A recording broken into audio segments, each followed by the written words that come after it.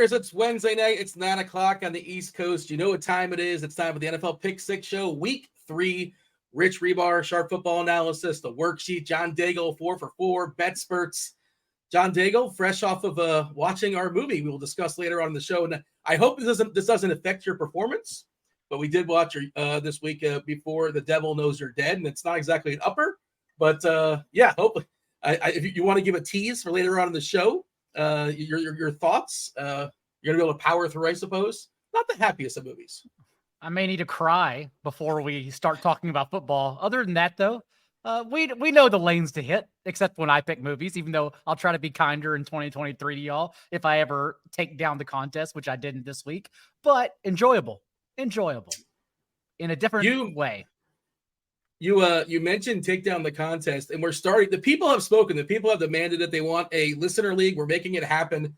Oh yeah, a 100-person listener league. Producer Devin set it up for us. We're going to go ahead and drop that in chat. I'll drop it in chat. It'll be pinned on the YouTube as well. We weren't sure how to size it. We're going with 100 people. $5 to enter. A little bit of added value this week as well. If you finish first, or if one of us finishes first, like the closest to somebody that's not associated with the show, you get yourself 1 week free of RotoGrinders Premium. So let's have fun with the chat. Go ahead and sign it up. The couch gang with the edibles. Get off your seats, get off your chair, and sign up. 100 people. That's we're going to make that happen, right, Rich? 100 people should not be an issue. I assume our people are going to be. They demanded it, they asked for it, so now they got to sign up. That's right. Yeah, we should be able to get 100 for sure. I would certainly hope so. If this is your first time here, week 3, welcome.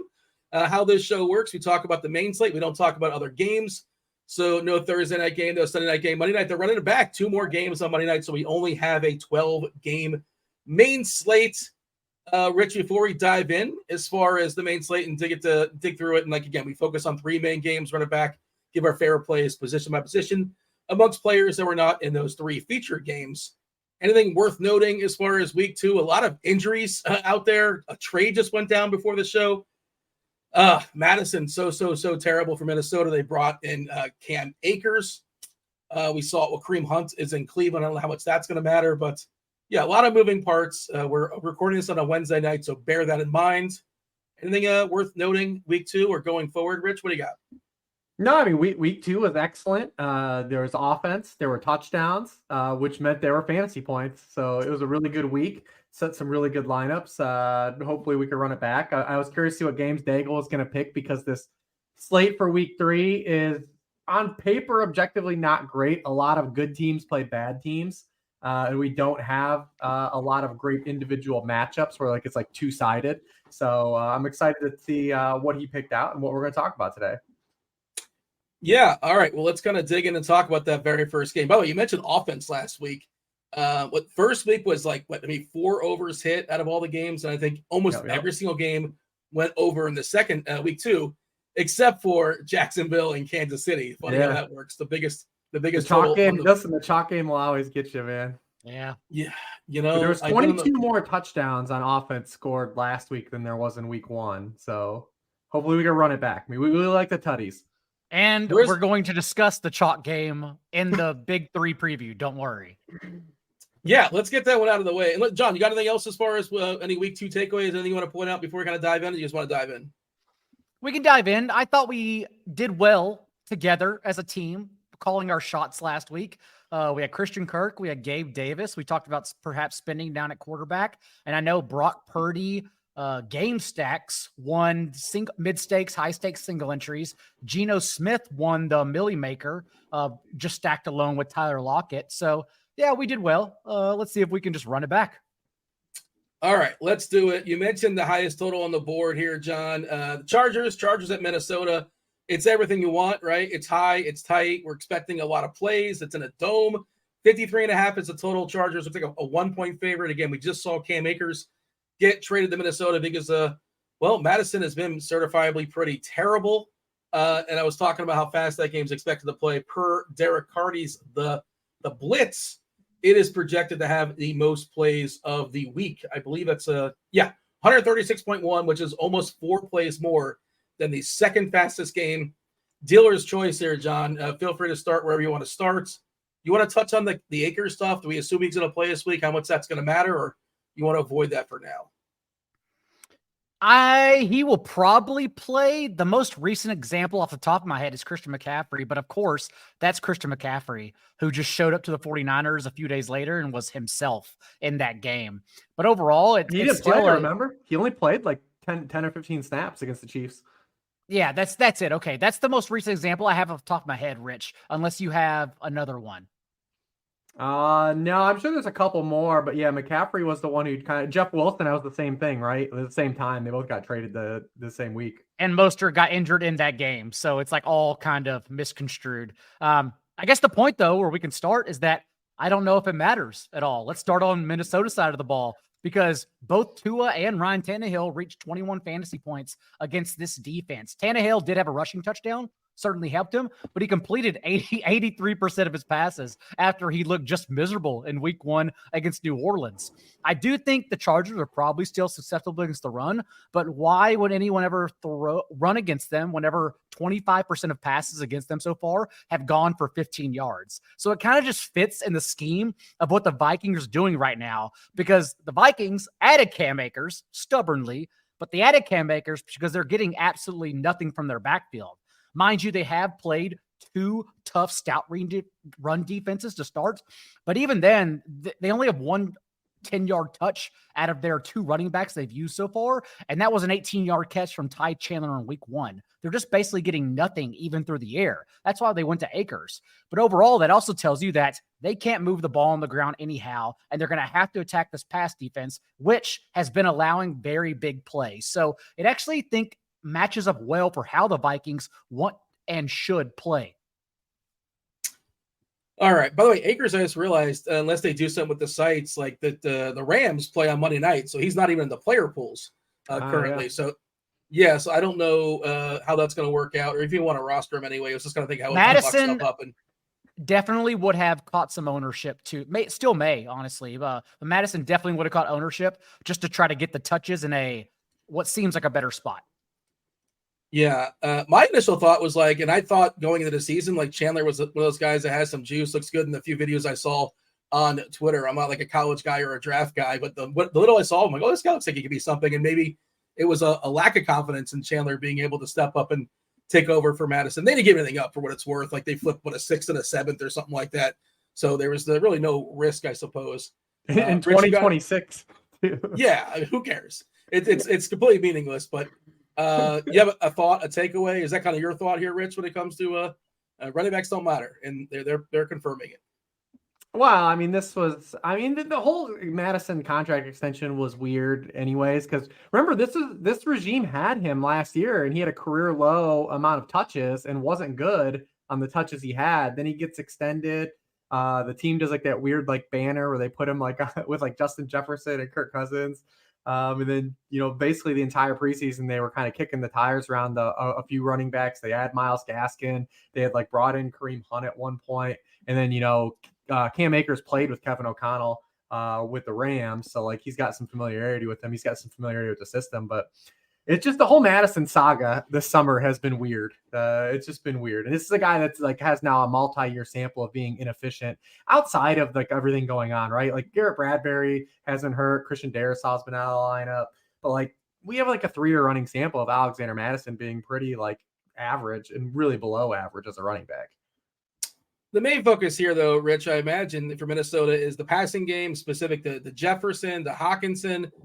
And this is one of my biases. I just don't like playing quarterbacks that don't have the ability to like run the ball. And they basically have to get there 303, and certainly Cousins can do it. It's a good matchup. We talked about the total, 26 total. Optimals on a Wednesday night, LOL, but optimals on a Wednesday night. He's the most popular quarterback. He's not running away with it, but he's currently landing in a lot of lineups. He just doesn't feel like a guy that can like take stuff down fully. But of course, he can throw 400 and get 4 touchdowns, and we're good to go there. Your thoughts as far as Cousins and like very clearly who the pairings are, his targets. Yeah. So, certainly popular Cousins has never let us down either when he's a popular play. But I mean, it does line up. Like they'll kind of hit it. I mean, 91% of the Vikings yardage so far this season has come through the air. The Chargers are allowing 9 yards per passing play. That's a league high. And this is like another thing. It's like, this isn't a new development with the Chargers. Since Brandon Staley has been with the Chargers, they're 27th in catches allowed to go for 20 or more yards. They're last in the NFL in catches allowed to go for 30 or more yards. 29th in the NFL for catches allowed to go for 40 or more yards. Like, this team has been giving up splash plays since he's been there. And that's kind of like his MO. You know, Brandon Staley catches a lot of heat for how he coaches games, but really kind of the one detriment to his like tearing him down is that he's a defensive coach and the defense has sucked since he's been there. And they've got talent. Like, they have a lot of talent on the defensive side of the ball. So, I mean, it does line up to where, like, you would, because this is the same thing with the Vikings, right? Like, the Vikings are living their same life again. They're just playing in these weird games, going into the fourth quarter trailing, and Cousins is just winging it around the yard. I mean, he's thrown for 344, 364 yards, stacking yards. He's actually played a lot better to start this year than he did last year. Mm-hmm. Last year, he really only was good in the fourth quarter. He's been playing well. The team kind of let him down a little bit last Thursday with all those turnovers. Only one was his, the sack fumble, but they were in that game. What's interesting about the Vikings, I think, is their defensive approach with Brian Flores. Like, he's just been living in like the Brian Flores world of just like preventing big plays. He wants teams to run against light boxes. Like, that whole game on last Thursday, like, he was just telling the Eagles, he was like, I don't care. What's funny is he still got beat over the top twice by Devontae Smith, but he was just like, I don't care how often you run for 6 yards per carry. And it took Brian Johnson, the Eagles, like 3 drives to kind of calibrate, but he didn't adjust. Like, he was just like, cool, I'm content as long as you're not throwing on me. So I'm really curious to see what they do against this, Chargers team that has had really a lot of success passing. And we've seen some kind of adjustments in calibration under Kellen Moore, especially if we don't have Austin Eckler again, because we saw with Austin Eckler out, Justin Herbert had his 3rd highest ADOT of his career. He took more vertical shots, and he threw to running backs sub 10% of the time for just the 3rd time in his career. So it did make a difference with Austin Eckler being out, Herbert being able to push the football down the field a little bit more. But I'm real curious to see how Brian Flores approaches this game, because if we don't get Eckler, you have kind of the reverse flop leg spot with Joshua Kelly, where he was shitty chalk last week, and he could be actually a really decent play in this game if there's no Austin Eckler. Yeah, John, how is that going to play out? And we'll talk about it again. There's another cheap running back against Tennessee. The wall that is Tennessee. Their rush defense has been spectacular with Cleveland. We'll discuss that later in the show, I'm sure. But and Eckler, they said, no timetable, so nothing official, but it seems like he's not going to play this week. We'll see. Yeah, John, your thoughts as far as the Chargers? I think the best way to talk about it is assume Eckler's out, but certainly he could play, but it seems more likely he's not going to play. Your read of the Chargers. And I do wonder if Flores even changes anything, since he refused to change anything the first 2 weeks. And as Rich hinted on Thursday night, the Vikings have only played 2 total snaps of man coverage. They have not done anything at all. They are just telling you, we dare you to beat you deep. And then, of course, the Eagles did on a couple shot plays. But you mentioned the other cheap running back that we'll talk about later, who's in the same exact spot as we wanted to fade the first 2 games. Josh Kelly is now in the opposite spot. Rich also mentioned this. And yes, week 1, we saw 16 carries for Eckler, 16 for Josh Kelly, even 5 scrambles from Justin Herbert. Week 2 against this Titans secondary, which we'll also touch on later. Don't worry. We saw Justin Herbert go through the air 40 times, go over 300 yards. And now it's the opposite spot. It's the better spot for Josh Kelly. Only 65% of the backfield touches, but we also expect them to be more of a run-heavy offense, at least this game, if that's what Kellen Moore has shown us through 2 games, considering that last week they passed on 70% of their plays within 1 score.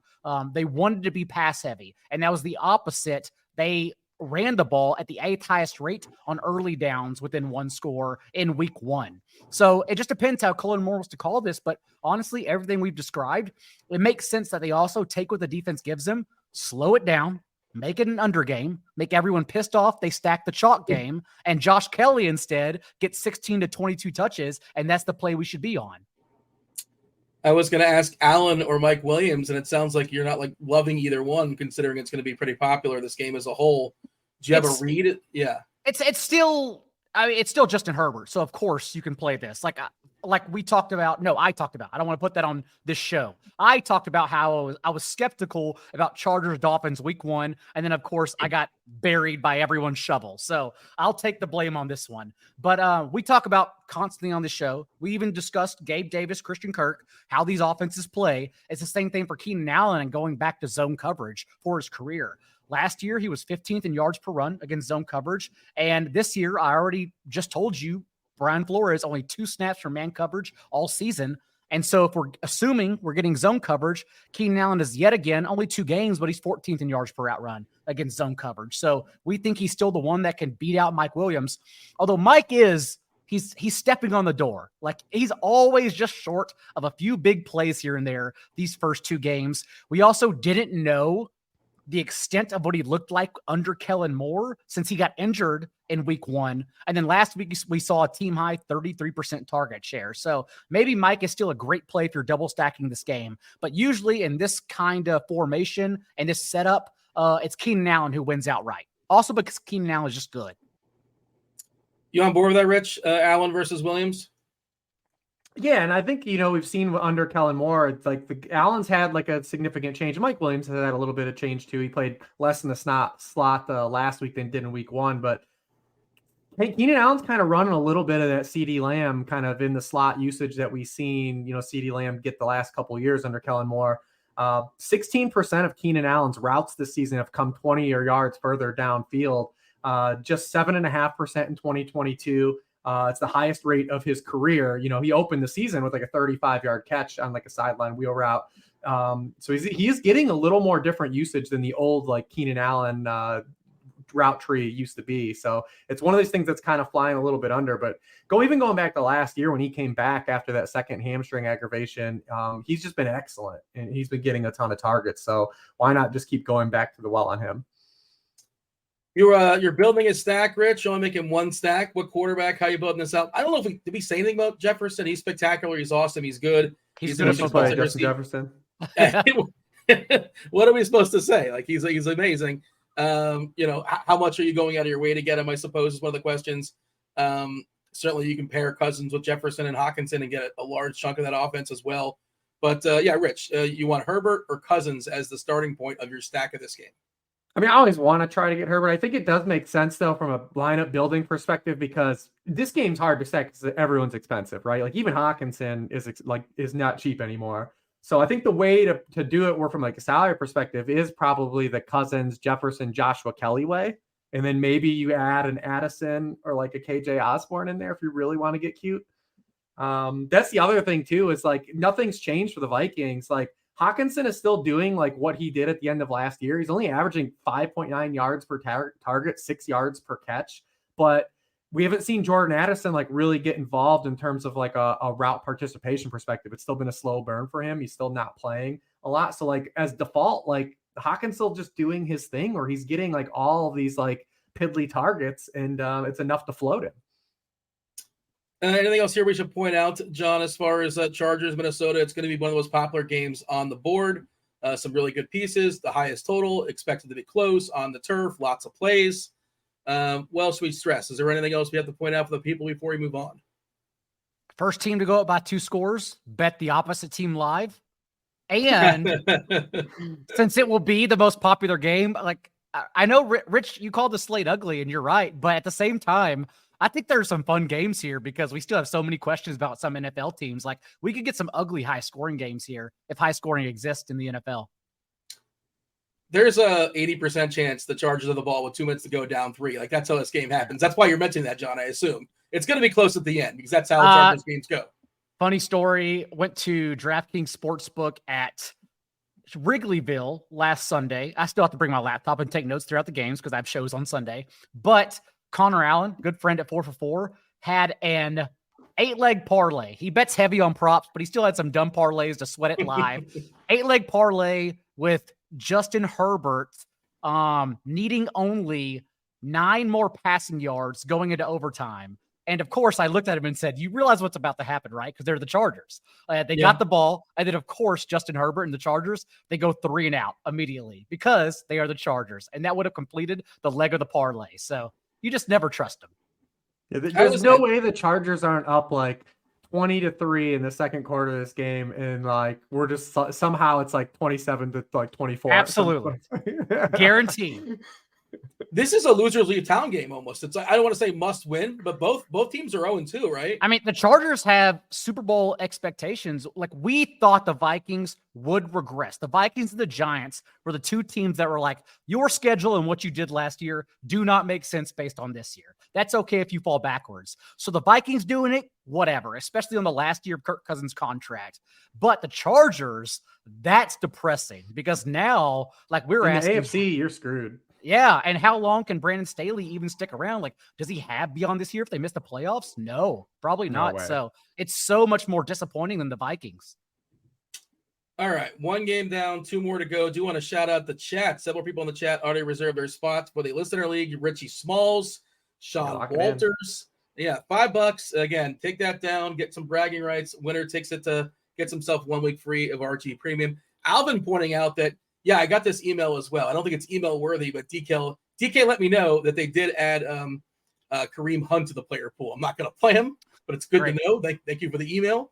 So maybe they'll do the same for Cam Akers. Game number 2, Atlanta, another game in the Dome. Atlanta at Detroit, 46.5 is the total. Montgomery's currently what? He's got a thigh, questionable. We've heard mixed reports. It seemed like he thought it would be longer. He said, did he say several weeks or something like that? And somebody else say he's day to day. We'll see. As far as his injury going forward, certainly integral when it comes to this game. Atlanta at Detroit. Cordell Patterson is off the injury report as well. Are we finally going to see the Joker unleashed? Whatever that is, I don't know. It's a run. That's what it is. It's a run play of some sort. Rich, where do you want to start as far as Atlanta, Detroit? Yeah, a lot of interesting pieces in this game. Main thing is like the injury stuff, like you said. I mean, we've got now the Lions entering this game potentially. I think we're assuming David Montgomery's not going to play. I think it sounds pretty doubtful that he will.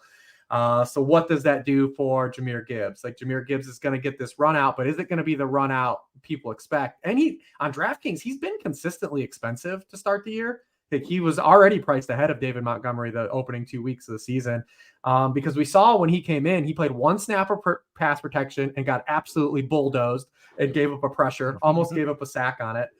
He did not run in between the tackles at all, but he did get the targets that we wanted. He caught 7 of 9 targets, didn't do a lot with them. But like, how do the Lions deploy him? Like, I doubt it's going to be a situation like where we saw DeAndre Swift get that run out, like with Kenneth Gainwell out last week. I think we will see Craig Reynolds in like short yardage spots. I think we will see Craig Reynolds in some pass protection spots. We could even see Zonovan Knight a little bit too. So how we handle Jahmyr Gibbs, I think, is probably like the starting point here. And then will we have Amon-Ra St. Brown in this game as well? We haven't gotten official word exactly what happened to him. Almost everyone thinks he had turf toe, but they haven't come out and said it. He went to the sideline, got a steel plate in his shoe and got his toe taped up, but he didn't practice today. So we're kind of waiting for further clarity on that situation too. He did miss a ton of snaps last year, obviously, when he had the high ankle injury, and Jared Goff really was the same quarterback with and without Amon-Ra St. Brown. But not having Amon-Ra St. Brown definitely would funnel more targets to you, like a Jahmyr Gibbs or a Sam Laporta. And we've already seen Josh Reynolds be kind of a useful player. So we're starting on like the Lions injury side, and not only on offense, but they lost CJ Gardner-Johnson for the season. They lost James Houston last week to an ankle injury. Lions had a really rough week too. How many injuries have to happen for you to consider? I know you didn't say Marvin Jones. Like, we're never rostering him ever again, right? It was a good run. But if someone in the chat didn't want Marv Erasure last week, so maybe they're getting it. They willed this. I mean, it felt like they priced up Josh Reynolds on DraftKings at least too much. He was 3,700 last week. He was in the winning Millie Maker lineup on the opposite side of Geno Smith. And that he's 4,200 now, given what he's done so far. I don't think it's bad at all, especially if we already take his floor. He's averaging 17.8 PPR points per game. He has the team's only end zone target through 2 weeks. And if we think that Amon-Ra may be even hobbled since he only ran around on 74% of dropbacks last week, Josh Reynolds has the ceiling if this game gets pushed, because we also don't know what the hell the Falcons defense is. They've played the Panthers, and then last week's game against Jordan Love, and Jordan Love wasn't good, but he yet again threw for 3 touchdowns. So, like, what even are the Falcons? I think their defense is better than what they've showed so far, what they've played, but we just don't know. the Gibbs thing, like what's the most amount of touches they'll allow him to have? Like, it certainly feels like a spot where Reynolds is going to siphon like 2 goal line touchdowns, and like Twitter is going to like lose its mind. What do we expect? What do we expect here, John, out of Gibbs? Is this the top 2 running backs in the draft? I think it is, right? Is that a little narrative for you? Number 1 and number 2? It's not a narrative. It's just factually correct. Well, we can create one. I'm sure these guys know it. It was, in fact, the top 2 running backs in the draft, actually taken number 8 and number 12 overall. Yes. Yeah. But also, I guess it's somewhat annoying because Jahmyr Gibbs' salary is right there, just slap in the middle on DraftKings at 6,600, where everyone wants to play him for the pass catching upside, where you do need him to get a run out of the carries to reach that. But also, we know what he's going to have in terms of the targets. Like, even with Dave Montgomery, he's now seen 11 of their 13 backfield targets for the Lions, 85% of their running back targets. They're not going anywhere else anyways. They weren't going anywhere else before. What the really question is, how much of his now running back carry share increases? Because when Montgomery left the game, he and Craig Reynolds, Jahmyr Gibbs, split carries 3-3. So does Reynolds fall into this, or at least similar to Montgomery's 18.5 carries in the first 2 games? I don't know, but either way, it seems like he may get enough of a bump to where we would still want to play him, even in stacks with Jared Goff, if we're playing this game. Yeah, your thoughts on that, Rich? My thought is, I think Gibbs' best chance to get the highest upside game is for Detroit to be playing catch up. And if they're up this game like by 10 with 5 minutes to go, I'm afraid it's going to be more, like, if not more Reynolds, at least half Reynolds grinding the game down. Your thoughts as far as that optimum Gibbs, I think, is like, they're behind. Obviously, if Amon's not playing, one more guy they can kind of dump the ball off to. And Atlanta is just going to want to grind this clock as much as possible, run the ball all day long. That's how they run their offense. But that's the best Gibbs, right? If they're behind, but they're probably not going to be, according to the line at least. You never know. I mean, maybe. What if they just can't run the ball and they have to go with like an aggressive pass attack, like, right? Because that outcome exists too. Like, Gibbs is not. He in college he had the lowest rate of running backs in his draft class. They were inside runs. He didn't run well between the tackles on a small opportunity last week. And like Craig Reynolds is Craig Reynolds. Like, what if they just can't run the ball and they have to like deploy like this short passing attack? That's another run out for him too. I know this. Twitter's going to win either way.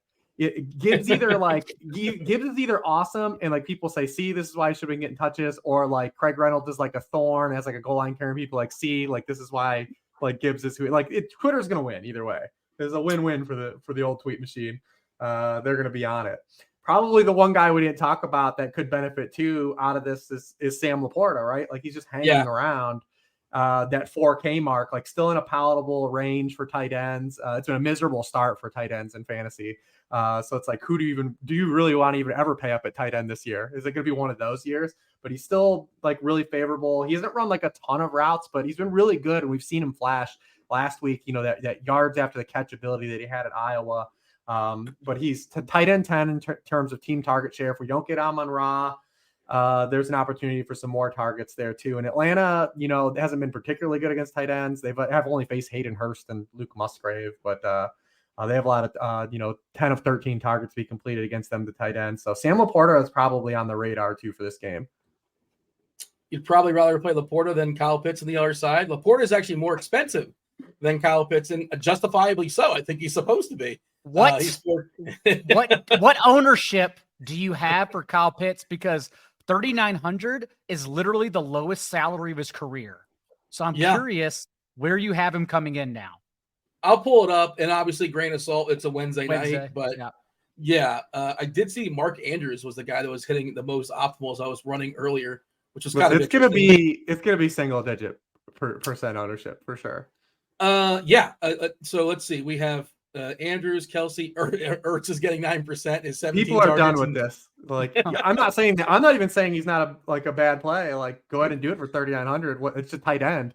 But like, I'm telling you, like, the public, they're still not going to play him.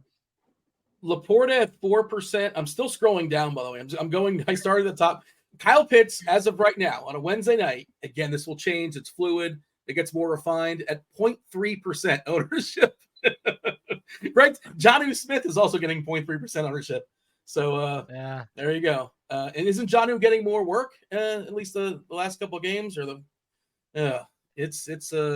He's 2.5, by the way. Not that I'm saying you should play John Smith, but he is 2.5. He's a guy who could get in the end zone at 2.5, which is we're now 29 games into Kyle Pitts' career. He has 10 top 12 scoring weeks, 5 top 6 scoring weeks at the position. He did run 35 pass routes last week. That was more than any game he ran last season, but only had 2 catches.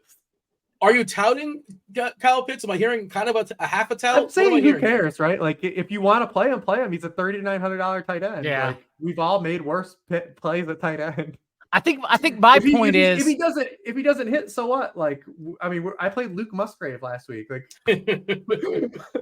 my point is that I'm interested in Desmond Ridder in this slate, and Lamar Jackson and Patrick Mahomes are going to tell me to hold their beer, and they're going to shove it in my face and say, actually, we are good at quarterbacking again. But right now, I don't know if I'm scared of any quarterbacks in the NFL because scoring is so low as a whole. Like, if we are going to attack low-priced options and Desmond Ridder is only $5K in a game I perceive to perhaps be high scoring, and then I can allocate that salary elsewhere, it would be in the first month of the season when everyone's still knocking off the rust and figuring out who the hell they are within their offenses. And if that's the case, and we think this game is a little bit high scoring, we saw some friskiness from Ridder last week, down by 2 scores, got pressured into 10 carries, 39 yards and a touchdown as a rushing quarterback with a high floor, scored 22 fantasy points as the QB 12 on the week. If that's the case in this one, I think we can at least, like, without even taking chances, say, I can play a 5K quarterback and I can stack him with a popular Bijan Robinson and either Drake London or Kyle Pitts. And so that's why I kind of like Brock Purdy last week. I like Desmond Ridder kind of fitting into stacks this week. If Minshew plays, you like him better than Minshew at 5-1? Man, that game, I almost put it as our third because it could be sexy. I'm not sure yet. We'll talk about that game a lot at the end. I think I personally like Ridder more, but it would come down to ownership, and I'm going to wait and see where the line and handles go by Sunday morning. One more question for both you guys, whoever has an answer for this. You know, I'm sure you've heard it before, like you're not allowed to play 2 running backs against each other in the same game. I'm told the analytics people say it's not allowed, but I feel like this is one of those games where you can do it. You can play Gibbs and Bijan in the same game and be okay. And that's a general rule, and I know I've certainly broken it before. I understand why it's out there, but does anybody have a thought? A thought on that rule in general, and can we break it with Gibbs and Robinson? I'm throwing it out to the floor if anybody wants it. Okay, man, Bijan looks so good. I feel like we're doing like this weird thing though. Like, he's not getting enough touches, and we haven't seen Patterson play. Like, I could just totally see Arthur Smith doing something dumb at some point when Bijan's like a pop-up. Jesus, he's so damn good. Yeah, and the thing is, if they don't pass the ball, I guess they can support 2 running backs. But now Patterson's going to get something, I imagine, and then Ridder, I guess, is going to pass the ball 20 times or so, depending on. You have a thought on that, John, or is this kind of a stay away for you? It's just something kind of. I think the biggest problem with the Atlanta side here is that I think they're live dogs. Like, that's the thing. Okay. I don't think that they get flooded here. So, like, are we going to get the amount of dropbacks that we had last week? I mean, Ridder had 38 dropbacks. That was a career high. You need the Lions if we don't have Amon-Ra and they're not able to run the football. And like, do they pull away? Like, it's going to be interesting to see what happens here in this game script. I definitely think the Falcons are live dogs here. Mm-hmm. 3.5 is that what we're looking at right now? 3.5. And I do wonder if it gets to 3. If it doesn't, that makes me feel a little more confident that they didn't want to come down. I think Amon-Ra would move. Like, not a lot of players move it a ton, right? Like, generally it's quarterbacks, but I think he would move that a half a point. I think if he doesn't play or if he's hobbled or whatever, we'll see. I do like Drake London in this game too. You know, you can do whatever you want with Bijan. We'll see on Cordero Patterson. Wasn't C-Pat clear from the injury report last Friday too, and they still scratched him? He might have been. Yeah, he might have been. Either way, though, Geno Smith passed for 328 yards last week against the Lions with his 2 backup tackles we talked about, but only 84 yards came in the slot. He went 19 of 21 outside the hash marks, and that's where London has lined up for the most part. He's only ran 8 routes from the slot all year. That's been Kyle Pitts, who's running 50% of his routes from the slot, 30 total. And so if we're thinking about just targeting the boundary here, because that's where the Lions have been susceptible now, it would be Drake London for me. So I want to get a piece of this game right now. Again, I'm watching the total. I think it's very, very interesting, but we'll see which way it goes.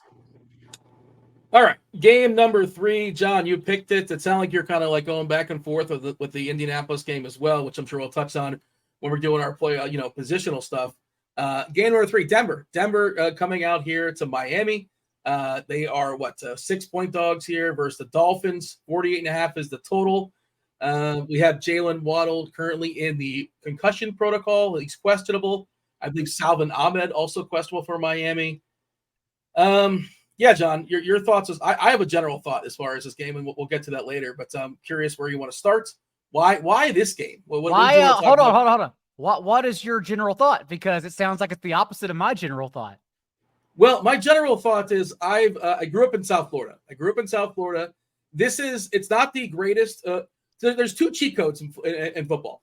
Well, the biggest one in the NFL is Miami. We'll talk about in a second. The biggest one in college is Boise State in their blue uniforms, their blue field. That is the most cheating thing ever. It's so cheating. It's the biggest scam ever. It's the biggest home field advantage. But the biggest home field advantage in the NFL is Miami getting to play home games in this ridiculous humidity. I'm in South Florida right now. You think I'm going outside? No way. In September, there's no chance. So I'm sure you know this. There's a roof now on the Hard Rock Stadium. It covers the Miami team, the football team. Their side is in the shade. The opponents are in the scalding humidity. They're not going to last 4 quarters. I can't even believe it's allowed to they're allowed. Like, this design is allowed. It's like, so they're even hiding it. No, it's blatant. And I don't know if it's baked in. I'm sure Vegas is aware of it. They're very, very sharp there. The lines are very sharp lines. I looked into it though when I was doing worksheet stuff, and they're as far as covering the spread and stuff, it's not it's not like an outlier. But it's crazy though. Probably adjusted because of it, and the wins and losses are certainly a thing, right? They've won a bunch of games. I looked into it. It's in recent years, it's not so one-sided as I thought it was going to be. Okay. And what's funny is Denver had one of these ongoing trends, teams playing early in the season in Denver, and they lost 2 games in Denver already. So they're another one of those AFC teams that for as much as they had aspirations of turnaround, they're probably cooked if they lose this game as well. Yeah, they're going to be cooked, and they're going to be cooked because literally it is not a joke. You do not want to be out there for 3 hours, and it's completely unfair. But Miami is going to win this game, and I think they're winning by at least 10. And that's one of my. This is not a side. It's wild that they that they're allowed from a design a stadium design do this, because they completely cover their side of the field. Yeah. Meanwhile, the Cowboys open their windows and make the sun shine in on their own offense. Yes. Why do we keep losing? I don't get it. All right, well, Dean, I'll combat that and say the Broncos' offense has not been the problem so far. That's kind of why I like this game and I like the over. Denver's actually given us all the ingredients for the perfect dirty martini, the perfect cocktail, because their offense is potent. They have scored a touchdown on the 5th highest rate of their drives through 2 games. The issue is that, and whether it sustains or not, since they have star players, I don't know. But right now, their defense has been putrid. 29th in pressure rate.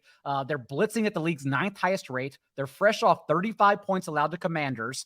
Even the Raiders finished top 7 in touchdown rate on their 7 possessions in week 1.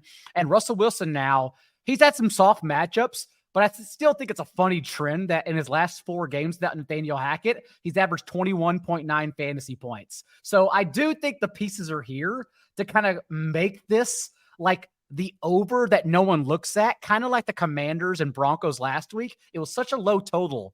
And I thought the Broncos were so bad on defense. What if Sam Howell just does anything and that game pops? I think that maybe could be the same thing here, since we also have all the faith in the world in Miami's offense doing their part.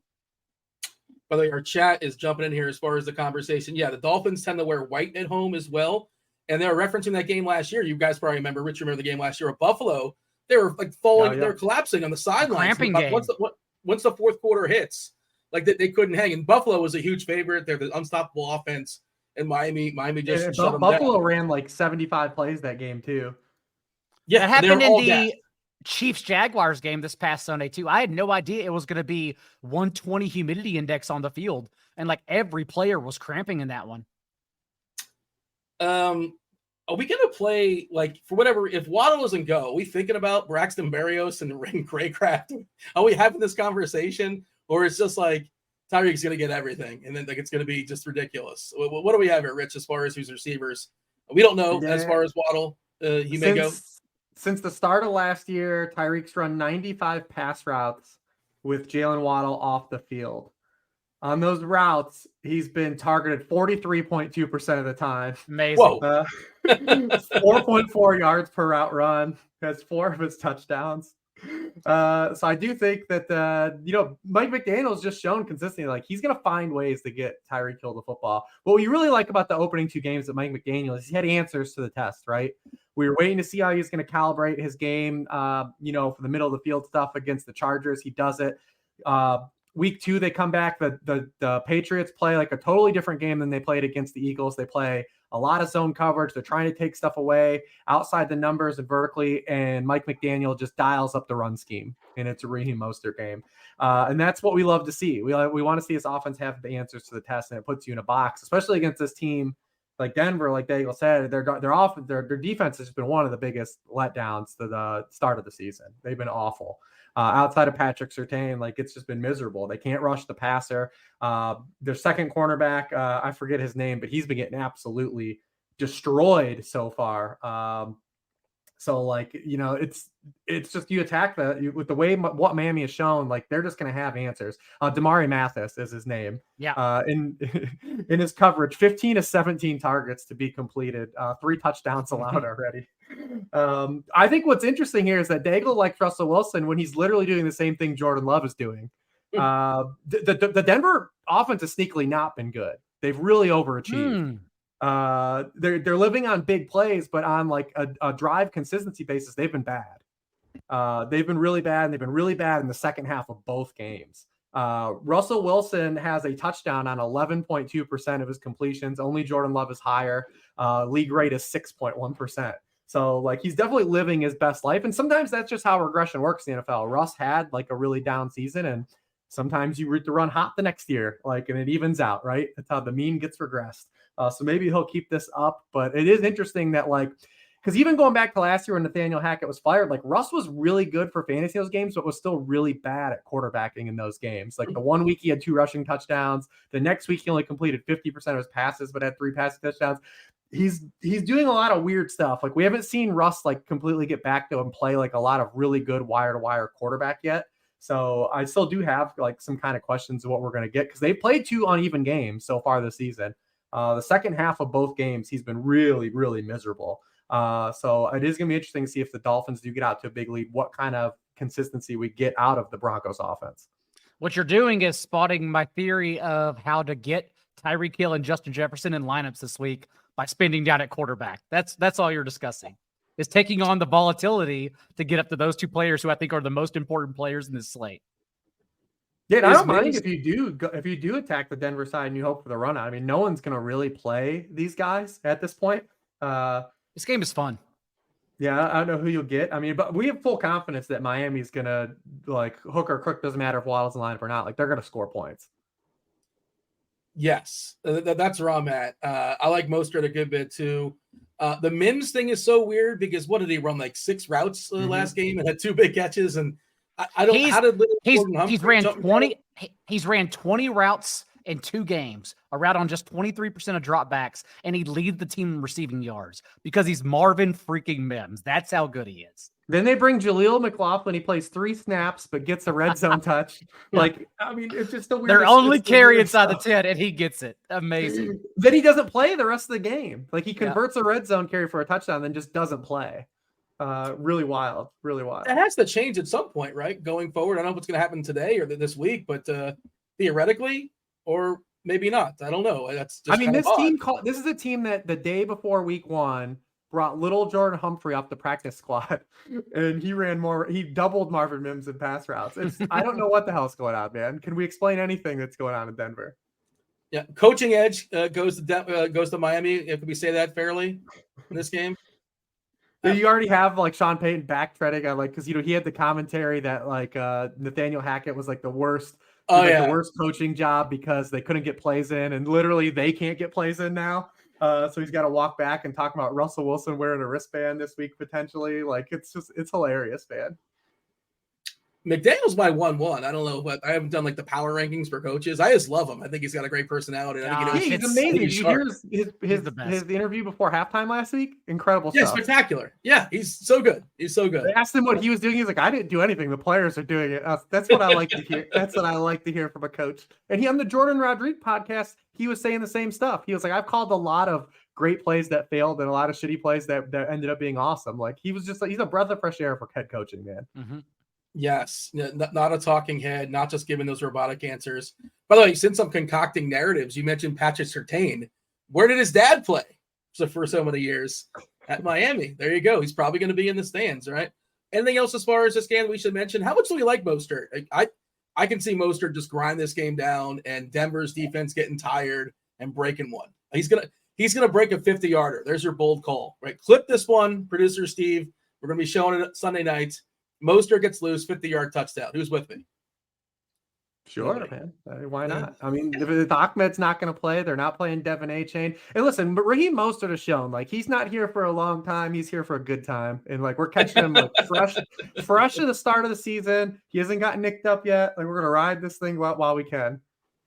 And I may, again, I don't know how I'm going to play this game just yet, but I'm very interested in this game. Jerry Jeudy came back and looked at least a little hobbled on the field, but was still a full-time player, ran around on 84% of dropbacks. And the slot is where Miami has been most susceptible this year. And then Javonte Williams' touch share, and trust me, Javonte Williams has not looked good on these touches so far. But since the preseason, he's been targeted on 42% of his routes, and his touch share increased from week 1, 57% with Samaj GP run, to 74% in week 2. Maybe they use Jaleel McLaughlin again inside the 10-yard line for their only touch, but we don't know. So at 5,500 on DraftKings, I may fuck around and find out. We don't know just yet. So that's kind of where I'm at right now with this game. Rich, 2 quick questions from the chat that are relevant to this game. First, Richie Smalls wants to know Brandon Johnson as a cheap option. That seems like too much of a deep cut for me. He's probably also in front of Marvin Mims in the depth chart, but he only ran a route on 61% of the dropbacks last week. He caught 2 passes, both were touchdowns. This is the Broncos in a nutshell this year so far through 2 weeks. This is exactly what we're getting. And Tank Dell is 3,600. We still have some cheap options here that DraftKings left behind, so you just go to them. Oh, Tank's going to be really popular this week, isn't he? One more here, Rich. Lauren wants to know if you're picking one, Jefferson or Tyreek. It sounds like John wants to play them both. Is there a qualifier? If Waddle I like Tyreek. Go, then Tyreek? I'll put my vote in. I like Tyreek. If Waddle doesn't play, I say Tyreek. But I mean, is there a wrong answer here? Yeah. I mean, after you flip over the cards and the games are played, sure, but pre-flop, no. It's the 2 really, really strong hands. I think the Minnesota game environment is probably better, but also, I mean, if Waddle doesn't play, I just the dude getting a target on 44% of his routes. Those are Puka Nacua numbers. That seems like a lot. All right, that is our 3 games. We're going to talk about our favorite plays, position by position, in just a second. Do want to shout out Ticketmaster. More memories are made when you're there for live NFL action, and when you need tickets, Ticketmaster, they got you covered as the official marketplace of the NFL. Ticketmaster gives you more ways to find your perfect seat. Their interactive seat map gives you 360-degree previews of your section to make sure you have the best view of those pivotal plays. And if your plans happen to change, Ticketmaster, they give you more flexibility to sell or transfer your tickets. Plus, mobile tickets make getting in on game day a breeze, and you can even customize your Ticketmaster app to rep your team's colors. Find tickets today at Ticketmaster.com/NFL. All right, Rich, I'll let you start. Quarterback-wise, amongst the quarterbacks on teams we've not yet discussed, who is most interesting to you in week 3? Yeah, I think we covered some of the chalky guys. We're going to see Lamar Jackson's going to be really popular. Week 2 was universal. Linemen being out did not matter. Kirk Cousins was missing Garrett Bradbury and Christian Darrisaw. Lamar Jackson was missing Tyler Linderbaum and Ronnie Stanley. Geno Smith was missing both of his tackles. And I think that those situations scared some gamers off, all the above, and all those guys smashed. So I don't know what that has to do with anything. It was just, I thought that was interesting, a little interesting kind of play out how all those guys really hit last week. But the Colts have been really good against the run, and they're just really bad on the back end. We kind of knew coming in, this was a young secondary. They didn't really have the pieces yet, and they've gotten kind of flooded through 2 weeks. Trevor Lawrence was the QB8 against them. CJ Stroud last week was the QB11, and he was only the QB11 because the week was so high scoring. He actually had more points than Trevor Lawrence did in the week 1 matchup. He had 21.5 points. They're allowing 7.9 yards per pass attempt, the 5.1% touchdown rate. And that's before we even get to any of the rushing you're going to get from Lamar Jackson. He definitely stands out. And then the other guy I'll talk about is a guy. He might just be bad at football now, right? Deshaun Watson, is he just bad at football? It's bad. It's bad. This is the test. It's it right here. Yeah, right. This is it. He looks like he just has no feel for the game. The dude's leaving clean pockets. He's running. He's errant throws. Only Jordan Love has a higher inaccuracy rate. To give credit to Watson, at least he's throwing the ball downfield at an alarming rate. But only Zach Wilson has completed a lower rate of passes. Only Joe Burrow and Bryce Young have fewer yards per pass attempt. I mentioned Jordan Love is the only one with a higher inaccuracy rate. But if there is ever a time, the Tennessee Titans, right? They're just such a pass funnel, tried and true. They've already allowed 300 passing yards to Derek Carr and Justin Herbert. If you've got to give him one more week, it's got to be this one, right?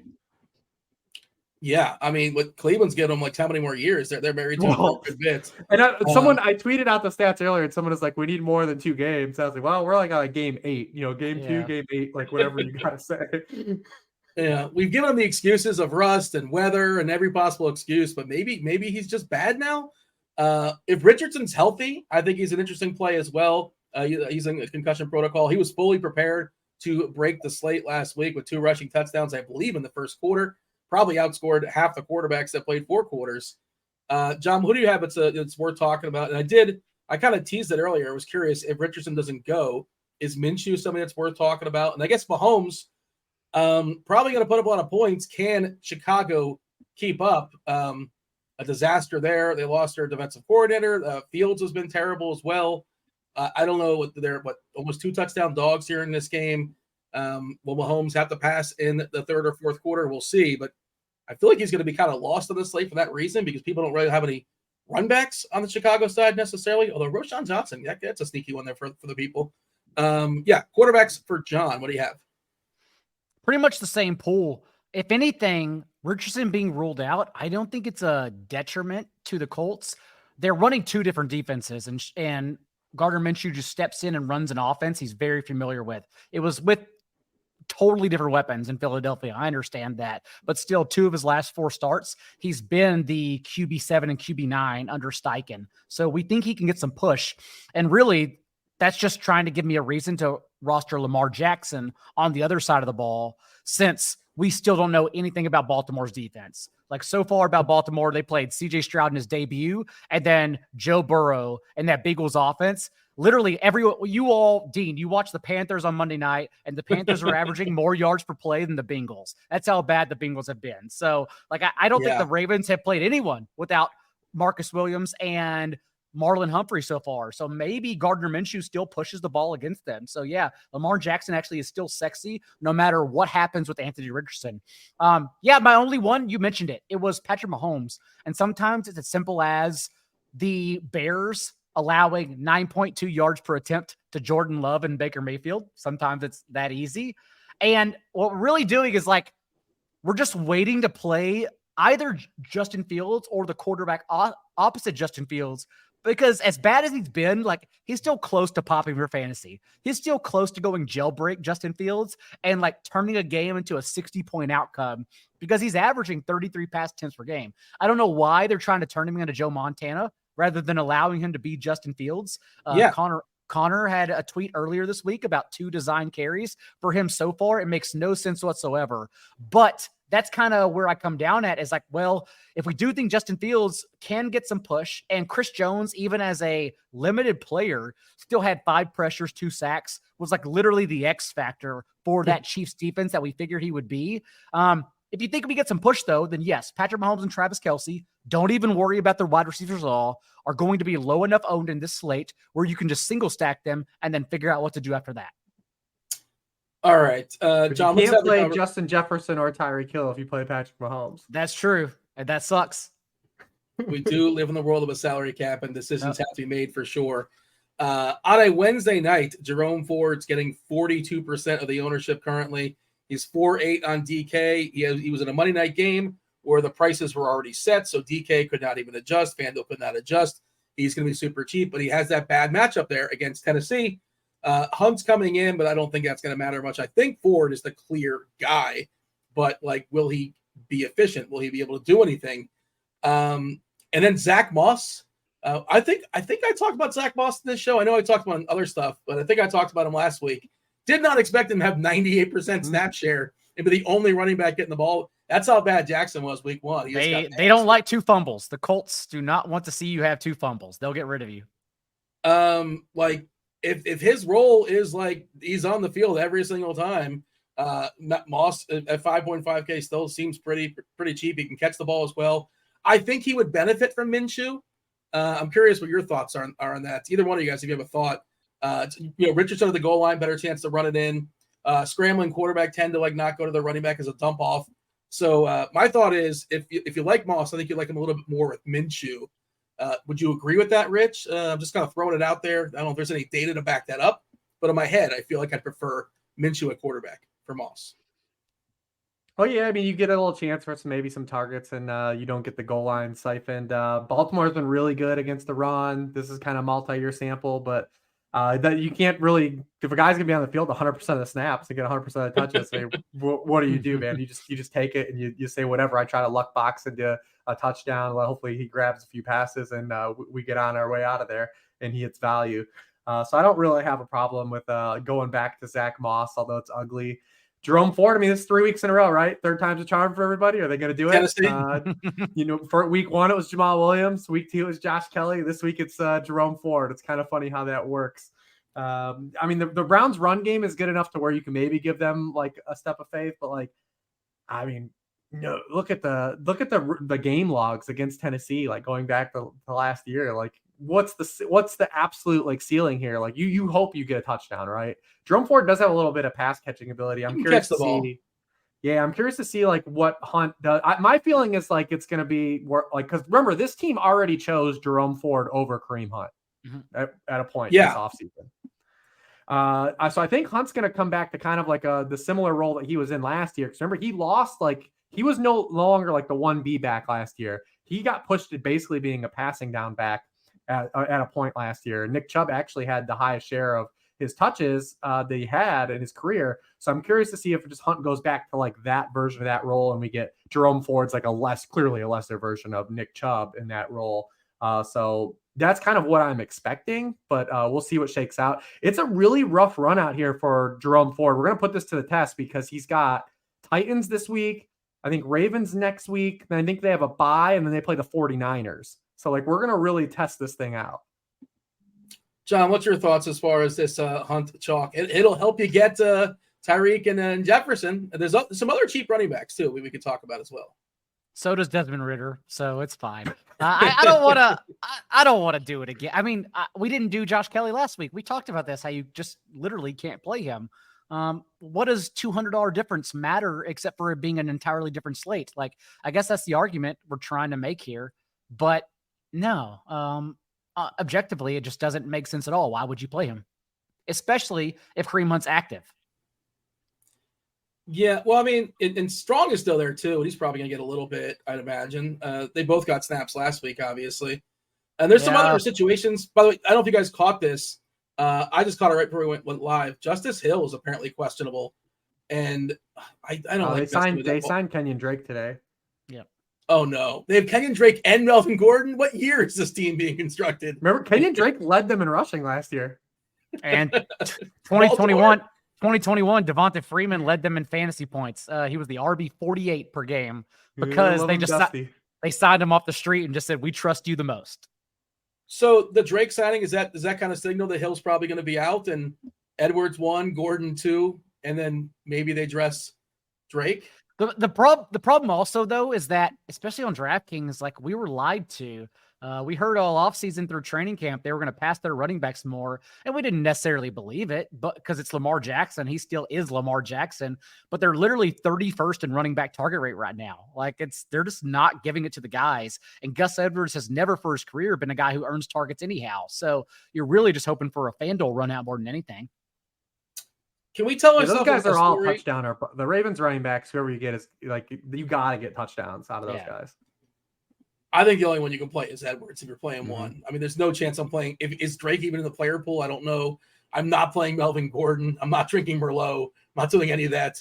The New Orleans situation, Kamara still not walking through that door just yet. He's going to be back week 4, I believe. Tony Jones and Kendre Miller. It looks like Kendre Miller is going to come back this week. Jamal Williams probably not going to play. Is there a scenario? Miller was close that week. Is there a scenario where Miller gets a big chunk right out the gate, or they're going to kind of baby him? He's really cheap. That's why 4-3 on DK, kind of interesting. See, 4-3 is how you catch my attention, even if you get 6 touches. It's like, well, what if I just don't care what you do because you're 4-3? It's very much like Dean. I'm going to tap into my brain of the one time I played MLB a DFS and FanDuel accidentally made that player $1. And they kept it on the slate and everyone played him and he scored a 0, but he was in the winning Millie Maker that night because, again, what do you get with that salary? Do you remember who that player was? Well, I know Enrique Kike Hernandez many years ago was mispriced on FanDuel. Are you sure this happened on DraftKings? No, I said FanDuel. Yes, that's okay. It. Yes, that's probably who it was. He was $200 and the floor is it's like 2,000. Cool. And he opens stuff up for you. In baseball, you can get a 0 and still. But 4,300 compared to 5K being the next running back we're talking about, that's still quite a bit of savings in this slate. Am I telling myself a story as far as New Orleans? And I think that's one of the worst games as far as pace. I think that's the slowest pace game of the week. Hold on, maybe I'm wrong. Packers are doing their thing again where they're just miserable. Christian Watson looks like he might play though, so it might help a little bit. But I mean, I have a hard time believing they're going to give Kendre Miller a big workload. He's a guy that really didn't play passing downs in college at all, so he's kind of a work in progress. He looked great in the preseason, the little bit we saw of him. But I mean, Taysom Hill's still a tight end on DraftKings. Is he in play? I mean, he had 9 carries last week. Yeah. I think he's very much in play. He outcarried Tony Jones 3-1 until they had no choice because they didn't have another running back on the roster. And then they gave Tony Jones all the carries and he did nothing with them, but he fell forward for touchdowns. Because that's the thing, even if Kendre Miller, and you can play him at 4-3, whatever, if you catch a few passes and he has a big play, you hit. But if they get to the goal line, he's probably not doing anything. I think my point is, Dean, and again, I'm still sifting through it. We'll see what we need, what kind of salary we need to save. But also my point of the slate is that I like the mid-tier running backs because you couldn't name better runouts for these guys. Like Travis Etienne, you couldn't pick a better spot for him. Jaguars are 2-score home favorites. He's fresh off getting 88% of their backfield touches because they're so pissed off at Tank Bigsby for not knowing the NFL's rules. And now he's against this Texans defense that's allowed the 8th highest rate of explosive runs. So you have to love Etienne in that spot. And then Kenneth Walker, Charbonnet got more touches on the surface, but Walker still handled 72% of their backfield touches in back-to-back games. And his share of the team's running back touches actually increased from the season opener to week 2, 77% of their carries. And that would be a fun game to talk about if we had any confidence in the Panthers offense at all, because the Panthers are without J.C. Horn, Shaq Thompson for the rest of the year. They're not going to be able to stop anyone either, but man, they just have no juice. Everyone always likes tweeting the Patriots 40 times. The Panthers have absolutely nothing to go to. So it just seems like a Ken Walker, roll the red carpet out and get to your 200 yards game. This is we wait for him. Speaking of baseball, Walker is kind of a home run hitter, right? Is this the game where he gets a 60-yard touchdown? I don't know how they stop anyone. I just don't know what that team is. Again, they're averaging more yards per play for the Bengals, but that's more relative. Pacheco seems kind of interesting too. If you're going to buy into KC, just walloping Chicago, which they certainly can, and you're not playing Mahomes, and why can't Pacheco get 2 touchdowns? Today he's good. We got to watch mispractice. He had a hamstring, so we got to keep tabs on that. No one wants the ghost of Clyde Edwards-Helaire to be a thing. I missed that. I wouldn't feel confident about CEH. He was on my short list early, and then I saw the same thing. So then we'll have to just follow it throughout the week. Yeah, and McKinnon. I think Travis Etienne is pretty interesting. You can get kind of cute and won some weird sacks in that game too, with like CJ Stroud, Nico Collins, Tank Dell, and like Travis Etienne, and then you can fit in your Daigle stack of Justin Jefferson, Tyreek potentially. He's playing the Texans, a team he absolutely roasted last year. Tank Bigsby is not a thing. He didn't have a touch last week. It turns out when you have 2 turnovers that directly lead to points to the other team, that the team doesn't give you touches the next week. But I think it's pretty much a bounce back spot for the Jaguars offense as a whole, as bad as they've been. I mean, they had some near misses last week. Credit to the Chiefs defense too. You were talking about the Justin Fields like pushback.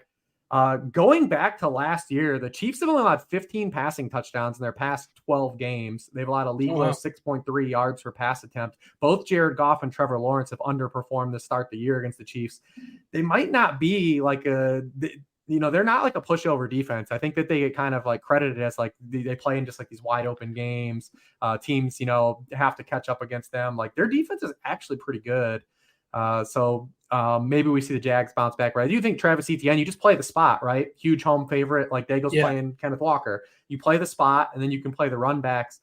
Because eventually the Texans aren't going to have like 50 dropbacks a game, but as 10-point road favorites, with their offensive line still banged up, looks like they will get Tunsil back here. Like it probably is going to be a huge drop back game again for the Texans. Just want to mention one more, just acknowledge the existence of Tony Pollard versus Arizona. Speaking of good spots, that feels like a good spot. Yeah. I mean, you can't, obviously it's going to be hard to get Pollard and Hill and Jefferson. You got to make some decisions. And I'm guessing people would probably lean more on the elite receivers than Pollard when it comes to lineup construction.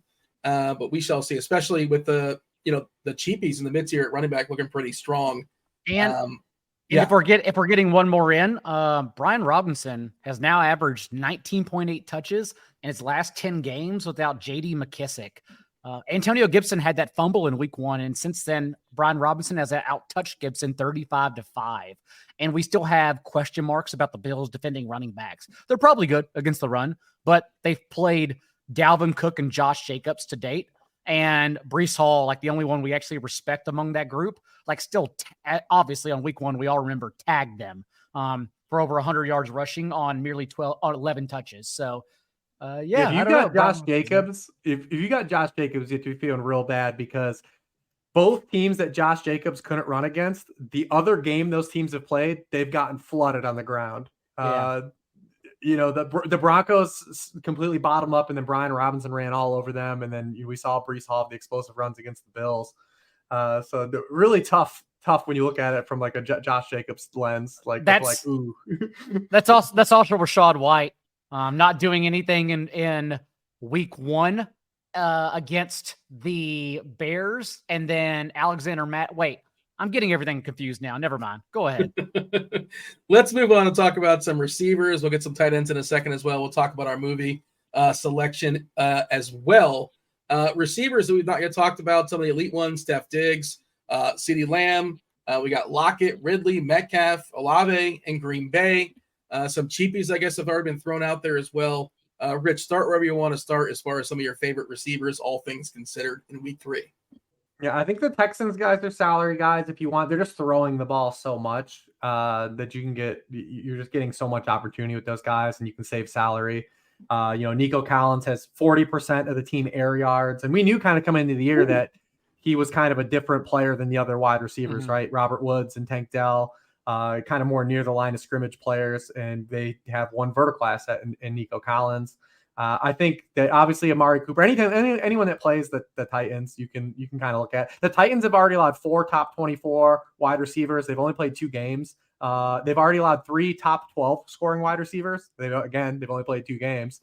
And then I think Elijah Moore, like this could be the sneaky spot for him, right? Like people try to get cute in week 1 with it, but he's run a route on 89%, 84% of team dropbacks.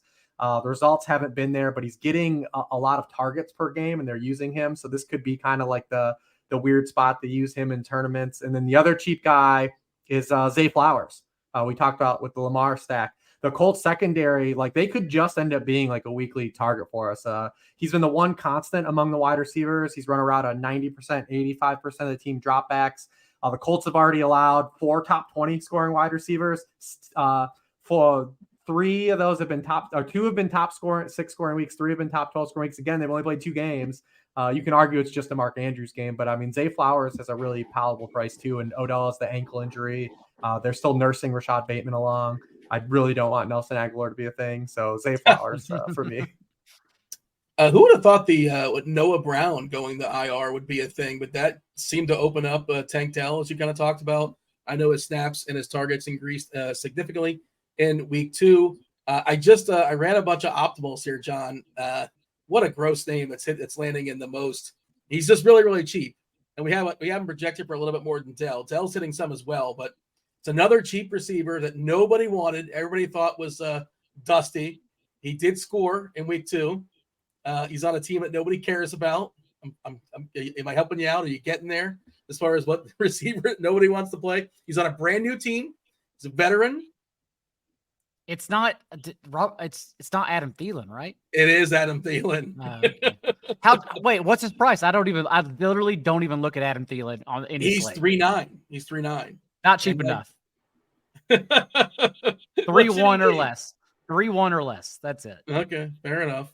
Yeah. Although again, Seattle has struggled on defense. Like now, it doesn't even matter. They're still allowing catches to the boundary too. They're just getting train wrecked. So Tariq Woolen got hurt last week. Yeah. We don't know if he's going to play this week. He had chest injury. If I had any faith, that would have been a game we talked about, because I don't think either defense can keep up. But also, we need the Panthers to do anything, and it's not pretty with Bryce Young right now. Yeah, it's not spectacular. Who do you want to add to the conversation as far as some of your favorite receivers we've not yet discussed? Michael Pittman, Zay Flowers, skinny stacks, I think are fun. I don't know how you fit Justin Jefferson and Tyreek Hill into that, but Pittman did see a 40.9% target share whenever Minshew came off the bench. And again, we just don't know what the Ravens are. They might even be a pass funnel, given that, as Rich talked about earlier, they've historically been a better run defense since they've only played easy matchups against CJ Stroud's debut and Joe Burrow so far. So Michael Pittman is a player I have confidence in. And then if you want to flip the script, you definitely can't fit JJ and Hill in if you do this. But Chris Olave is in a good pivot spot here if you are thinking about like Kendry Miller and just going over the field, because I have long-term questions about the Packers and Saints offense and quarterbacks, honestly. But the Packers are the only defense in the league that have played zone coverage on over 80% of their defensive snaps through 2 games. And that was Chris Olave's specialty last year. He saw 60% of his targets against zone coverage and averaged 15 yards per catch and the 5th most yards per route run. So we still think it's an amazing spot for Olave, especially because he's getting the ball downfield, and the Packers have allowed the 3rd most air yards per target to opposing receivers downfield. So Olave seems to be in a really good spot. By the way, I was supposed to do this at the top of the show. My bad. Producer Steve won the 4-man for our movie bet. He wasn't quite sure what movie to assign us, and he was I told him I'd ask the chat to give some suggestions, and I forgot. So my bad. Hopefully, if you guys can throw some out for him, he can kind of figure it out. I'm not sure if he's figured out what he's going to throw at us in a few minutes. He's going to assign us a movie to watch. Again, if you guys are not aware, you probably heard it at some point throughout this podcast, but jump in the Listener League. It's $5. Winner gets not just the acclaim of winning the contest, not just the actual winnings, the American dollars, but you get yourself 1 week free of RG Premium. Myself, John, Rich, and producer Steve are all going to partake as well. But yeah, give us some movies, throw them out there. Ooh, Let It Ride is a spectacular gambler movie. You guys like gambling and Richard Dreyfuss? Let It Ride is for you. From the 80s, it is phenomenal. It still holds up. I watched it not too long ago. Let's go to tight ends. Let's knock out some tight ends, Rich. Your favorite portion. We always end strong here when it comes to our positions. How do you feel about tight ends this slate? I don't feel anything about tight ends. We talked about maybe it's like saying you just take Kyle Pitts at 3,900 and you just say, Jesus, take the wheel, man. We talked about Taysom. I think you could play Mark Andrews. I think it's a tough slate to do it because I think most gamers want to play one of Tyreek Hill, one of Jefferson, maybe pay for a good quarterback, maybe pay for Tony Pollard with no Christian McCaffrey. It's bad, man. The position's bad. It's the heart of darkness again. All these guys are bad. It's interesting because there's a couple spots, like you look at it, like I mean, people got so lucky with the Jake Ferguson touchdown last week. He's not really running any routes for the Cowboys. Both Peyton Hendershot and Luke Shoemaker are getting run. They're all these guys suck, man. They're all bad. Like, do you want to play Zach Ertz? No. I don't wanna What play is the Zach official Ertz. number at? What's the official number of targets and yards for Zach Ertz? I'm sure you have it written down somewhere. It's bad. It's hilarious. He's at 20 targets. And how many yards? He leads the NFL in target share at tight. He's at 30% of the team targets. What are we doing in the year 2023? You know how many yards he has? 87. and Durham Smythe is 2,900, but 97. Durham Smythe is going to be the cash game play. So he's going to come in over rostered because I don't know why he's under 3K. Is that you're banking on Waddle not playing, or you think Smythe is still in play if Waddle plays, if he also plays? Like, Smythe has led the Dolphins in routes run in both games. He's out there, buddy. He's just out there. Laporta at the early tight end. As far as tight ends or as far as all Dolphins, he's leading him in routes run? No, Smythe has led the entire team in routes run in both games. Wow. Okay. Individually, he is out there. That's what I'm saying. But you can't play him in tournaments because he's going to be the cash game play at 2,900. You have to play him. If you're pinching pennies, yeah, I suppose, sure. And especially if Waddle doesn't play, then he's going to be like probably really bad chalk, I'm guessing. Because, Braxton Berrios is going to catch a couple 5-yard touchdowns or something. I feel like that. I'm going to play Kyle River Pitts and hate Craycraft. myself. Yeah. Who? River Who'd you throw out Craycraft. there? Craycraft. In week 1, Durham Smythe was wide open for a touchdown, but so was River Craycraft, and Tua threw it to Craycraft. Hell yeah. I'm trying to think if there's any other sort of sneaky, like we No. threw out. We would have had some sneaky ones if the Bucks would have been on non-Monday night. Cade Otton would have been in play. Otton's a frame? No, he's on Monday night. Yeah. We would have talked about that game, Rich, had we had the Bucks Eagles, because that game's gonna be hot. The Eagles have all these injuries at linebacker and safety. Oh, yeah. Like both weeks they've been giving it up to tight ends. It's Chris Godwin week, and we can't even talk about it. What a damn shame. And see, that's the thing. We lost any other cheap tight end because Logan Thomas probably won't play, but whenever he left the game, Cole Turner and John Bates just split routes. Like, Cole Turner is just like a beating heart. He is waiting to break out, but he needs someone to get out of his way because he's that good at football. It's probably not this game, though. No. Some of the best ball bros were Matt Milano will probably bag him. Yeah. I'm trying It's to not see good, Dean. We're trying. Yeah. It's not good. It's bad. The position's bad, Dean. Hunter Henry's the tight end too, Dan, like in fantasy football. Like, what do you always say? I mean, Henry, somebody in chat just wrote Hunter Henry, and he's been pretty good this year so far. And it's such a bad spot, though, against the Jets. Even his stuff is kind of fugazi too, because Mac Jones is the most dropbacks in the NFL, right? Like, and that's how that Patriots have been getting there the past 2 weeks. He's only seen 11% and 16% of the team targets. He's averaging a career low 9.8 yards per catch. It's just Mac Jones has thrown the ball 100 times through 2 games. And are they going to do that against Zach Wilson? Yeah, exactly. Yeah. Is this Granson character real? Is he possibly something? He had 10 yards, dude. Okay. Just asking questions. I think I saw him finally score a touchdown. He did score a touchdown. His first career touchdown. He had 10 yards and he was the tight end 14 yards on the week. That explains everything. Explains everything. I was told this was the greatest rookie class ever of all of tight ends. I know it takes a while to develop tight ends, and it's the hardest position. Laporta's doing his part. Yeah. Laporta's looked good so far for sure. But all right, that's it, right? We're done. No more tight ends. I mean, it is what it is. You tight end play who you want. All right, you play who you want. Play it with your stacks. Just correlate it is all we ever say. Correlate the tight end. In chat, Guts is saying Ingram's going to get a touchdown. There you go. He's kind of pricey though, isn't he? I feel like he's a little expensive. He's definitely pricey. Yeah, but sure. But we are expecting to come back to more 2 wide sets if they're favored by 2 scores. All right, let's bring in producer Steve. That's it for football. If you want to hang around and talk a little movies with us, by all means, we appreciate join us. We're gonna banter back and forth, talk about movies. I won the 4-man last week, meaning I assigned these fine folks to watch a movie. I chose Before the Devil Knows You're Dead. It stars one of my favorite movie actors of all time, Philip Seymour Hoffman, Marissa Tomei, who's delightful, Albert Finney, Ethan Hawke. It is not a feel-good movie. It is well received by the critics if you care about such things. 89% on Rotten Tomatoes, 71% as far as the audience. But and I guess it's freshest in your mind, right, John? You just watched this before the show, and you were more upbeat than I expected, to be honest, because that is not the most positive movie to watch without giving anything too much away. But yeah, what was your general thoughts as far as before? And you went in totally cold, right? You weren't aware of anything? Was not aware of anything. I wish you would have warned me before I watched it, literally 30 seconds before the show. And by the way, Sosa, pull up the lineup. We need to get back to showing the lineup, your winning lineup.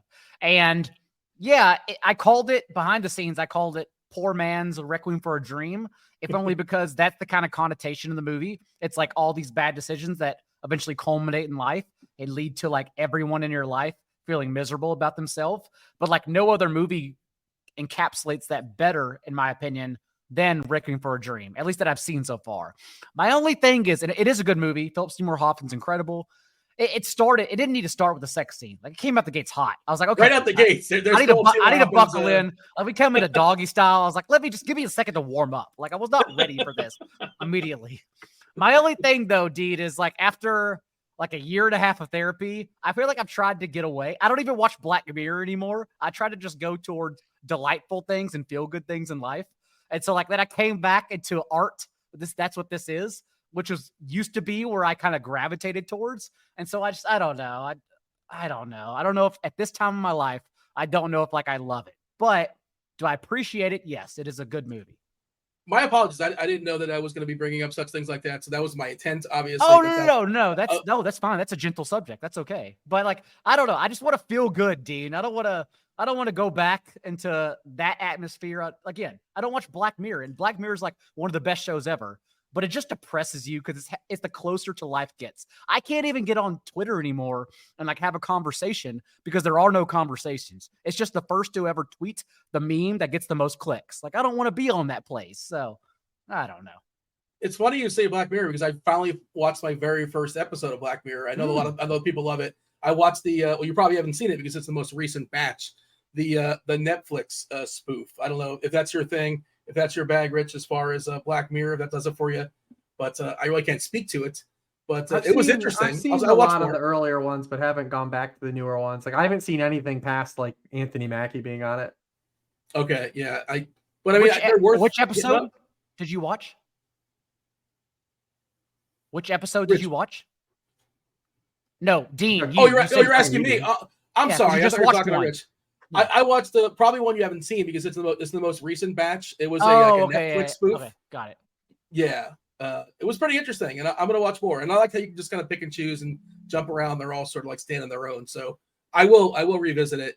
Can you give me like a recommendation? Is there like a chalk like this is the best Black Mirror? Oh, which one did I feel the most pain for? Probably because that's all they are. They're all just painful. Yeah. Probably. Look up the episode. I can't remember the title where you wear, where your contact. No, you have like rewind installed into your retinas. Like you're born with rewind in your eyesight. Go to that one. Okay. Probably. I guess the most depressing is the one where the John Hamm Christmas episode is really good. That's a good one. Yeah. The bicycle one where we're all Daniel earning credits. That's a really good one. And then the Tinder one where you get likes based on how kind you are to people is also a very good one. There's a Jesse Plemons one too where like it's like a space show. That one's real good. I think The Entire History of You might have been the one you're talking about. Does that sound familiar as a title for Black Mirror? It does sound familiar. Yes. Michael in chat says the one with the guy from Mad Men. There you go, John Hamm. So you guys are talking about the same one as well. The John Hamm one, I think, is a Christmas episode. That one's real good. All right, I'm sure it's like the Christmas episode from The Bear. Just as happy as you can be. Just leave the fork alone. We not with the fork.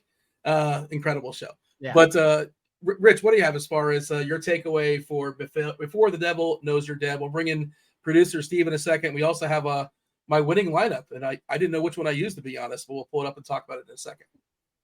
Well, we got Steve's winning lineup on the Steve's winning lineup, yes. And Steve lapped us. Steve took our suggestions. He pivoted. I was looking good at one, and then that Niners game came. Yeah, that came Listen, if that you came didn't play for everyone's Puka, heart. it was bad news. I didn't He's play back. Puka, and I finished second. And no, wait, Steve was the only one who played Puka, so that pretty much explains everything right there. Yeah, he's outrageous. I haven't seen what his price is. Obviously, he's on the main slate, so I'm curious where he's going to settle. He's Monday I night. imagine, yeah, somewhere in the 7s or 8s. I guess we'll see, but stay tuned. Producer Steve, feel free to jump in whenever you have a chance to do so and take your victory lap. Do you want to discuss what the brilliance of this lineup, or you want to take your victory lap and taunt us that we're supposed to be the pros here? And the Millie Steve had Kyron Williams did a James Cook. They stacked 5 players along with Gabe Davis. So it actually, like, their lineup made a lot of sense. I didn't have faith in Kyron, but now seeing after the second week, he might be the real deal. But no, I mean, I produced so many shows throughout the week. I'm taking advice from everyone. I'm not really great at this, but I smashed last week, I guess. and it might be into real contests. I did not enter into any real contest. And honestly, Kyron might be like Rich said about Zach Moss. Like, maybe you're not the real deal, but when you get 20 of 21 backfield touches, who cares? Sometimes that's all it takes. Yeah. And the lost in like all the Rams stuff. It's like they run the most plays in the NFL. Like, Oh yeah, they have. Eventually, that might come back down, but like they're running so many plays. The chat says Joey from Friends is back. They think producer Steve looks like Joey. Okay, that's a compliment, man. You take yeah, that. you could do a lot worse than that. Yeah, I'll take that. That's fine. What about everyone else's opinion? We got my opinion on Before the Devils Knows You're Dead. What about everyone else?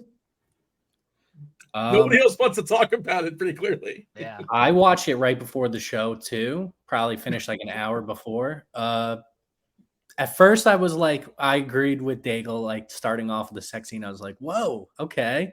hard. After that, I thought it was like gonna be a typical like the robbery happened, and I guess what's his name, Hank, was gonna feel guilt about it, and it was gonna be kind of like predictable what was gonna happen at the end, and it really threw me off. It caught me off. I wasn't expecting that ending at all.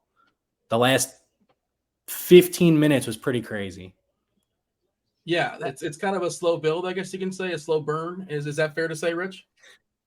Yeah, you reminded me of a very 90s movie. It's like surprised this was made in 2007. Definitely reminded me of a movie that was like made in the 90s. Even had the look of like a lot of 90s movies. Yeah. Really good cast. It was good to see Albert Finney out there. Albert Finney is just like such a great like face with like his mouth open. Gape, and it was good to see Rosemary Harris in there. A lot of old throwbacks. Michael Shannon made an appearance for like a little bit. Yeah, creepy as ever. Amy Ryan, Amy Ryan, she might have like the most wild catalog if like you go down like what movies she's been in. She's in so many different things, and even including The Office. But it's crazy the things that she pops into too. But really, just a solid story about how you got like this, dysfunctional family, and you have one dude, Philip Seymour Hoffman, who's like a true shitbird. You have Ethan Hawke, who's like one of those like shitbirds, but like is an accidental shitbird. Like he kind of has like a big heart, but is just like an idiot. It was kind of fun to kind of see that dynamic, and how a family can fall apart in that dynamic. The only thing I didn't like was the shoehorned Hank and Marissa Tomei's character had an affair. For what reason? How did that happen, and why was it there? Yeah, there's a motivation that it's kind of paid off near the end of the movie, is it not? To some degree, I think it's paid off without saying something. It's paid off. I think it sort of like sets the stage for. It's the only that was my only kind of like minor thing, but I enjoyed it. It's a movie I'll probably never want to watch again, but I thought it was solid. If that makes sense. completely agree. It's like Requiem for a Dream. There's some movies there's what's the best movie you've seen? It's spectacular, but you have no intention of ever watching it again. Like there's certain movies just kind of fall in that category. I can see that, and it's depressing. It's not an upper. But by the way, the director. Speaking of olds, you're talking about, Rich. The director was 82 years old when he directed this. Wow! What? Really? That's crazy. Wow. Yeah. Sidney Lumet was 82 when he directed this movie. Like, what are you going to do when you're 82? Not this. Not be here, probably. Yeah. But that makes sense then. Why like the style of it, that tracks. Yeah. I was surprised to learn that, and yeah, I thought he was 82 like present day, and no, he was born in 1924. So Holy That's shit. crazy. Yeah, I was This really, dude's really got surprised. a catalog. He directed Serpico and Dog Day Afternoon. 12 Angry Oh, Men, 12 which is a and spectacular 12 movie. Angry Men. That's a movie we should assign, by the way, if you've The never seen Wiz. 12 He Angry directed Men. The Wiz. With I'm Michael going- Jackson? Yeah, I'm actually going to see The Wiz live. My my wife, we have Playhouse tickets, and that's like one of the first ones that Hell yeah. she's got. Is that a thing? Is like every year is that one just took tours around the country? Is it that strong, The Wiz? I wasn't Yeah, aware. it goes around. It's one of the first ones. Like she has like a season pass, and that's one of the ones on there. Yeah, right. Murder on the Orient Express. Like this is like a legend. I didn't know that he directed this Yeah. movie. Sidney Lumet, he's not messing around. Steve, you have anything to assign us for next week? And of course, you're not obligated if you're hanging out there in chat, if you're listening to your podcast feeds. But by all means, feel free to join us and listen. We'll discuss after all the football. We saved the nonsense at the end of the podcast. There's no complaining. You got like an hour and a half of football, plenty of football. So this is the nonsense portion of the show. But Steve, what did you come up with? Maybe you have a couple options you can throw out there. What do you want to assign us to watch this week? I really, really don't know. Like I said, I finished like only an hour before, and I was browsing Hulu during the beginning of the show a little bit to see if there was anything cool on there. The only one I thought was interesting, but you already said you saw, was War Dogs. Seen War Dogs with what's his name? The Jonah Hill. Jonah Hill, yeah. It's good. I feel like Rich and Daigle have seen it too, based on the reaction. it doesn't matter. Yeah. I mean, I mean, you can Miles keep Teller. you can keep the selections coming, but I don't mind rewatching something, revisiting these movies. Like I'm Street gonna Fighter. think about it, and I'll pin a comment on this video, and we'll get a tweet out for everyone else to know which movie. But I can't pick one right now. I really don't know. Not good on the spot. See, Before the Devil Knows You're Dead also messed someone up. It just ruined him. It just It wrecked him. ruined movies. Ruined movies for him. What does it say about me? Is that's the movie I'm assigning? I mean, Dean clearly has. has a genre that he goes into from what I like it though. It was. I do it like was, it. It was a really good movie, though. Like, Yeah. again, I thought I wasn't gonna like it that much at first, and I was like, "Wow, this was good." Don't know if I really want to rewatch it, but yeah, it was definitely a good movie that I enjoyed. It stays with you a little bit. I think it stays with you a little bit. Maybe too long, possibly. But yeah. All right. Well, you will figure it out. You'll let us know, and we'll be watching a movie at some point. You're going to pin it on the old YouTube. Again, one last time, join the the 100 Man contest, the listener league. Get in there. Take it down. It's $5. $5 on DraftKings. Standard contest. Well, I think actually it's top heavy. You got to finish in the top 5, I believe. Producer Devin set that up. So be ambitious. And if you finish first, assuming not one of us finishes first, you get yourself a week 3 of RG Premium as well. Rich, tell the people, where can they find you? Where can they get all your stuff? Yeah, sharpfootballanalysis.com. We're writing up the worksheet every week, breaking these games down. Go check that out. You can use promo code week3 for 30% off anything on the site. John? Use promo code Daigle on 4for4.com if you're in the redraft streets. Waiver wire column, I keep updated through Thursday morning. It's pretty much the only preview waiver wire column as well. Since I'm in those high stakes and home league streets, I know the kind of issues you're having. I'm starting Elijah Mitchell in some leagues tomorrow because I went 0 RB. So I'm sifting through everything along with you. I have skin in the game just like you. So promo code Daigle, 25% off rest of the season. For John and Rich and producer Steve, for RotoGrinders, I was Dean. We do appreciate y'all listening to the Pick 6 Show week 3. Good luck. Take something down, win some money, watch a movie. Thank you. We're out of here. Oh!